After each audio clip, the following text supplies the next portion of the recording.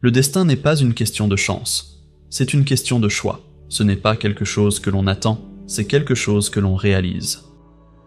Vous avez trouvé un moyen de gagner de l'argent grâce à vos passions, vous sortez avec le partenaire de vos rêves, et tout à coup, vous avez l'impression que tout est fait parfaitement pour vous. Certains appellent cela le destin. Ce concept de destin est présent dans tous les médias qui nous entourent. Du folklore ancien aux héros de bandes dessinées modernes. Notre société aime raconter des histoires sur les héros et leur destin. Le roman de Frank Herbert, Dune, est l'une des meilleures œuvres médiatiques que j'ai vues sur ce sujet. Pour la plupart des gens, Dune n'est qu'une super production hollywoodienne de plus. Mais pour moi, Dune n'est pas seulement une histoire. C'est un récit riche en questions philosophiques sur le destin, la moralité, l'humanité et l'identité personnelle. C'est la philosophie de Dune. L'histoire de Dune repose sur une hypothèse simple, à savoir que les humains sont adaptables. Les personnages de Dune, qui vivent près de 10 000 ans dans le futur, ont appris à s'adapter à des environnements planétaires changeants, à recommencer à plusieurs reprises leur vie et leur gouvernement, et à tourner à leur avantage des environnements apparemment inhospitaliers. La première leçon que nous enseigne Dune avant même le début de l'histoire est que la résilience, ce n'est pas seulement supporter les épreuves, mais aussi apprendre à les exploiter et à trouver sa force. Nous sommes immédiatement confrontés à des questions sur le rôle de Paul dans sa propre destinée et dans l'avenir de l'humanité. Sa capacité à voir dans l'avenir soulève de nombreuses questions sur l'opposition entre le destin et le libre arbitre. Le simple fait que Paul et ses pouvoirs coexistent place l'humanité sur une voie distincte. Mais Paul choisit-il une voie à l'aide de son libre arbitre ou accomplit-il un destin qui lui a été imposé et qu'il a vu dans ses visions? Cela soulève d'autres questions sur la philosophie de l'action. Qu'est-ce qui constitue une action? Si Paul décide de regarder vers l'avenir, il s'agit peut-être d'une action. Mais si l'avenir se présente à lui sans qu'il le contrôle, peut-on considérer que c'est de son propre fait et par conséquent, peut-il vraiment être responsable de ce qui pourrait se passer dans l'avenir? Nous prenons tous quotidiennement de nombreuses décisions et actions dont nous assumons la responsabilité, mais presque toutes ces décisions ont des conséquences que nous ne pouvons pas voir et que nous n'avons jamais voulu. Lorsque je marche sur le sable, mon pied déplace les particules de sable et même de plus petites molécules.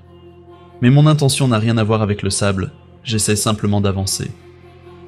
Paul essaie d'avancer dans sa vie, mais en raison de ses pouvoirs et du destin qui lui est imposé, son existence a des répercussions sur le monde entier.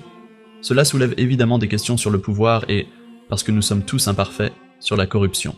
Dans le roman, Ala, la sœur de Paul, devient toxique face à l'attrait du pouvoir, car le pouvoir peut corrompre de l'intérieur, même les esprits les mieux intentionnés.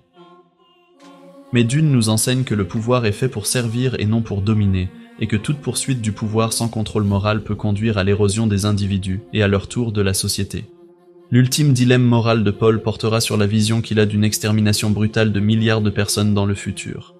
Cependant, cette extermination permettra à l'humanité dans son ensemble d'être sauvée.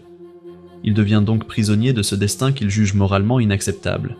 Même si Paul voit ces événements horribles se dérouler, il continue sur le chemin qui, il le sait, y conduira, parce qu'en fin de compte, l'humanité survivra.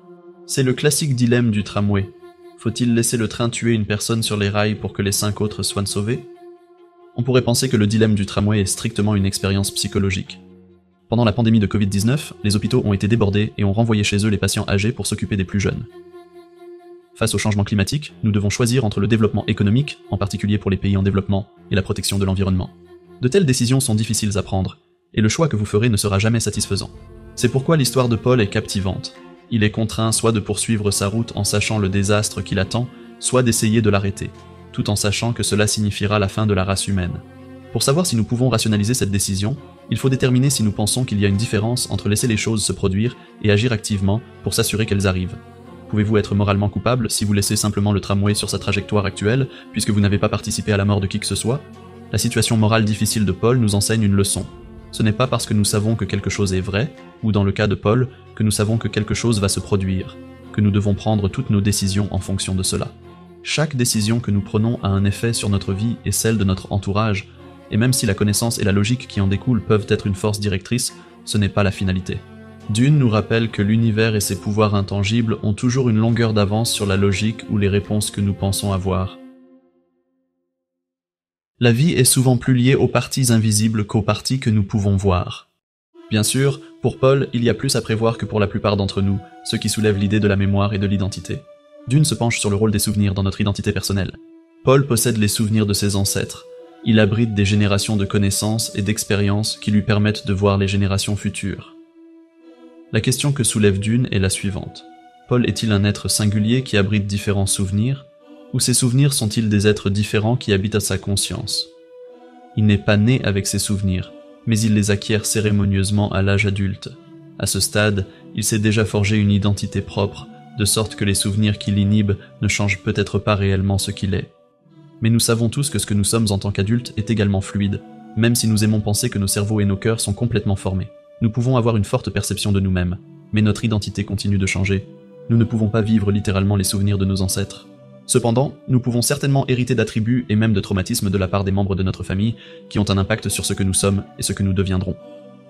Les questions relatives à l'identité de Paul et aux liens ancestraux dans Dune peuvent nous aider à examiner notre relation à la croissance. Comment nous l'embrassons ou comment nous l'évitons? La croissance est quelque chose que l'on recherche, pas quelque chose qui nous arrive. Et sans croissance à grande échelle, la survie à plus grande échelle pourrait ne pas être possible. Dans Dune, la survie de chaque faction dépend de la progression et de la maîtrise de compétences et de modes de vie spécifiques. Ensuite, tout au long du voyage de Paul, nous voyons comment le monde de Dune doit évoluer pour permettre la survie ultime de l'humanité, même si cette évolution et cette croissance ne sont pas toujours agréables. L'avertissement de Dune pourrait sonner juste à notre époque si l'on considère les terres arides et les environnements dépourvus de ressources. Au fond, il s'agit d'une histoire sur le réchauffement climatique et ses répercussions.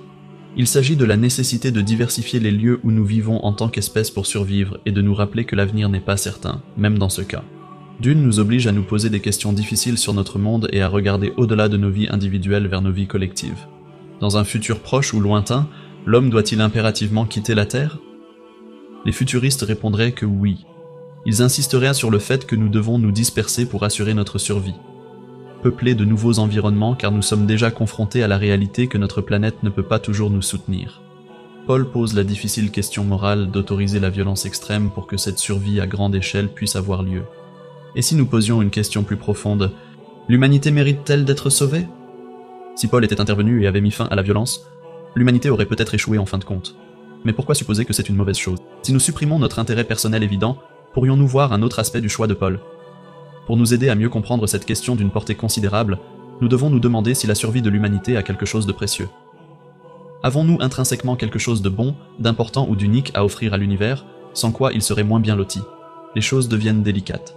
Nous épuisons les ressources naturelles et déclenchons des guerres, et il est permis de penser que nous nous sommes rapprochés, nous et notre monde naturel, de la catastrophe, bien plus que si nous n'avions pas été là. En théorie, la survie de la race humaine n'est peut-être pas ce que nous, ou Paul, devrions préférer. Dans Dune, le seul moyen pour l'humanité de se développer est la violence et la tyrannie. Peut-être que cela n'en vaut pas la peine. Tout a une fin, un jour ou l'autre, n'est-ce pas? Un avantage que nous pourrions présenter en notre faveur est la création de la beauté esthétique. L'art, la musique et les activités intellectuelles créatives peuvent être laissées derrière nous et faire l'objet d'un apprentissage pour les générations futures. À moins qu'une espèce extraterrestre soit capable de faire la même chose, notre créativité unique est perdue à jamais. Mais alors, l'univers bénéficie-t-il de cette innovation, ou ne créons-nous que pour des raisons égoïstes? Dune nous oblige à examiner le coût de certaines décisions, voire le sacrifice de l'humanité tout entière. Souvent, nous faisons des sacrifices sans savoir exactement comment ils se répercuteront sur l'avenir. Nous sacrifions du temps avec notre famille et nos amis pour créer une entreprise liée à nos passions sans savoir si elle sera couronnée de succès, mais nous le faisons parce que nous avons une vision de notre avenir. C'est effrayant, mais une vie sans sacrifice est une vie sans croissance. Pour vivre une vie de sacrifice, il faut du courage. Sans courage, l'histoire de Dune ne serait pas possible. Bien que Paul ait hérité des pouvoirs et des souvenirs de ses ancêtres, sans le courage de surmonter sa peur, son voyage n'existerait pas. Ses ancêtres savent que la peur peut nous paralyser. Nous l'avons tous ressenti. La peur de commencer un nouveau travail, de devenir parent ou de skier le long d'une montagne pour la première fois. Elle peut nous arrêter dans notre élan et nous faire douter de nous-mêmes. La peur peut nous empêcher de poursuivre ce que nous voulons vraiment, et même ce que nous sommes censés être. Elle peut nous empêcher d'accomplir notre destin. Dans Dune, Paul affronte sa peur, mais l'affronter ne signifie pas s'en débarrasser. Nous ne vivrons jamais une vie sans peur. Affronter la peur, c'est au contraire la maîtriser. Analyser notre peur et en connaître les moindres recoins. Paul affronte sa peur avec courage et conscience de soi pour devenir l'homme qu'il est censé être. Comme Paul, nous ne sommes pas parfaits.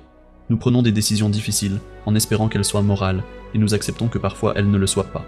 Mais dès que nous poursuivons la vie avec crainte et que nous laissons cette crainte nous contrôler, nous sommes victimes de nous-mêmes. Nous perdons le contrôle. Mais si nous parvenons à surmonter cette peur avec courage, à prendre le taureau par les cornes et à décider du cours de notre vie, nous perdrons certainement des choses, mais nous en gagnerons beaucoup plus. Si vous avez aimé ce style de vidéo où j'analyse la philosophie ou la psychologie derrière les médias populaires, faites-le moi savoir. Il y a certainement d'autres films et livres que j'aimerais aborder. Vous pouvez d'ailleurs laisser vos suggestions dans les commentaires.